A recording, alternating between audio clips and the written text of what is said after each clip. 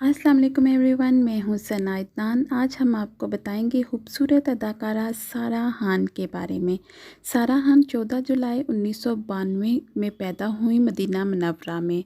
वैसे वो कराची की रहने वाली हैं, यानी कि उनके फादर का ताल्लुक़ कराची से है, पाकिस्तान कराची से है। सारा खान ने 2012 में सबसे पहले ड्रामा सीरियल बड़ी आपा में काम किया। उसके बाद वो मेहनत करती गईं और आगे से आगे अपना नाम कमाती गईं।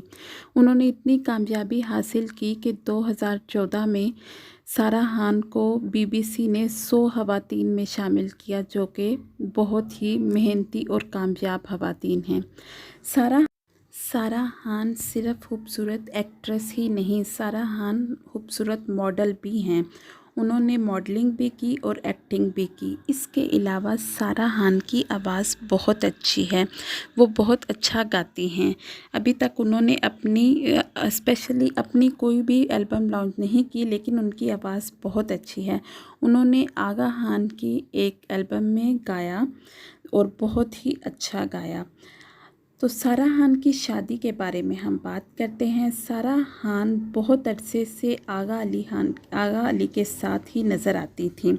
हमेशा किसी प्रोग्राम में हो या वैसे भी कहीं पे भी इनवाइट हो, दोनों को इकट्ठे ही इनवाइट किया जाता, हर जगह वो इकट्ठे नज़र आते। यहाँ तक कि उनकी शादी की खबरें भी फैलने लगीं, लेकिन फिर शादी ना हो सकी। आगा खान ने बताया कि शादी के कार्ड बढ़ चुके थे, लेकिन फिर शादी से इनकार हो गया। जबकि सारा खान की तरफ से खामोशी है, उन्होंने कुछ नहीं बताया कि क्यों इनकार हुआ, किस वजह से शादी नहीं हुई। बहरहाल ये खूबसूरत अदाकारा शादी के बंधन में तो ना बंध सकी, लेकिन ये बहुत से ड्रामों में दुल्हन का रूप धारी हुई नज़र आती हैं और बहुत ही खूबसूरत दुल्हन के रूप में नज़र आती हैं।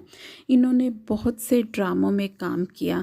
बड़ी आपा तो इनका सबसे पहला ड्रामा था, लेकिन उसके बाद भी इन्होंने बहुत से ड्रामों में काम किया, जिसमें कितनी गिरें बाकी हैं, करामाते इश्क और मेरे बेवफा, छोटी छोटी बातें, बंद खिड़कियाँ, मेरे हमदम और आजकल जिस ड्रामे में वो काम कर रही हैं वो है सब बात। जी हाँ, 2019 में जो अभी अभी ड्रामा ख़त्म हुआ है उसका नाम है दीवारे शब। तो उन्होंने बहुत से ड्रामों में काम किया और बहुत ही अच्छी एक्टिंग की। आजकल वो सादगी में घर में रह रही हैं, क्योंकि लॉकडाउन की वजह से वो कहती हैं हमेशा लॉकडाउन की वजह से घर में रहना बहुत ज़रूरी है, लेकिन वो सादगी में ही घर में रह रही हैं।